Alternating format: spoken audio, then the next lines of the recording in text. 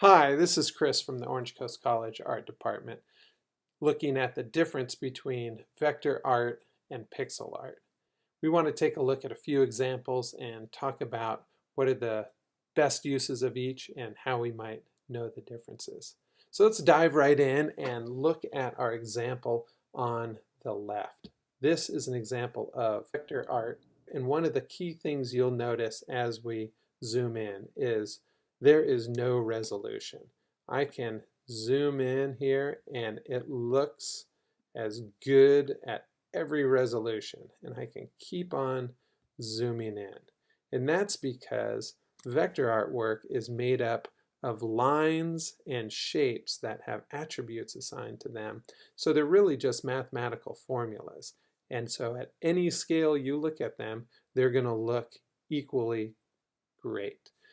One way I like to make sure that I'm working in vectors is I'll show outlines. And what this does is you can see it strips all the attributes away and I only see the lines and the shapes that make up the artwork. So that's showing outlines. Let's zoom back out here so you can see that art one more time.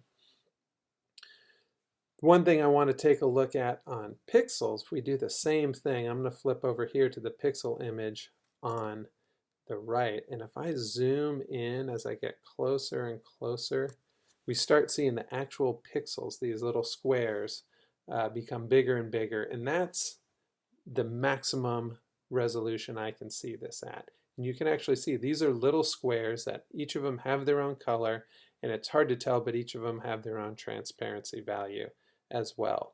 So one of the key differences is that pixel art has fixed resolution. You define your art by how many pixels high and how many pixels wide, whereas vector art has no resolution. Let's zoom back out so we can see. Now your eye with pixel art will, keep it crisp when you're zoomed out, but you can kind of see what it's actually made of. Now, what are some of the file formats? For vector art, typically we see the file format of the most popular program that creates it, Adobe Illustrator. So we might see an AI file format, but a more universal format might be EPS or encapsulated PostScript. For pixel art, there's a whole bunch of different file formats. Probably the most common one you're going to see is JPEG.jpg. You see those come out a lot of cameras, a lot of web images, but you might also see PNG, and that's a great format because it also includes the transparency of the pixels. You might come across GIFs. You probably know them these days as animated GIFs, but they were a popular web format 20 years ago. And of course, the program that's most often used to create and edit pixel images is Photoshop. So you might also see PSD images. Let's take a look at some other examples. Here's a page on Pinterest that I just searched for concept art, because concept art is typically pixel art, and we'll know that because it's usually got a great sense of lighting and a lot of organic textures. So if we kind of take a look through this, we see a lot of really three-dimensional space. And let's zoom in here on an example. Here you can see on the rock cliffs a lot of really organic texture, a really nice sense of lighting as well. Let's take a look at another example. And this one, we see a lot of artificial light and a lot of glow in the air. And this is another thing that pixel art does really well. Let's compare that to some vector art. So here's some vector illustrations. And one thing you'll notice about these are really crisp and clean. They're fairly flat. Usually it's not as dimensional, like you don't see the 3D space in vector illustration or vector art. You can if someone works really hard at it, but what it does best is sort of flat, geometric, crisp shapes. And I think the best attributes of vector art is that it's infinitely editable and it has infinite scale. So you can edit to your heart's content, and you can enlarge or reduce, and the quality remains the same. Whereas on pixel art,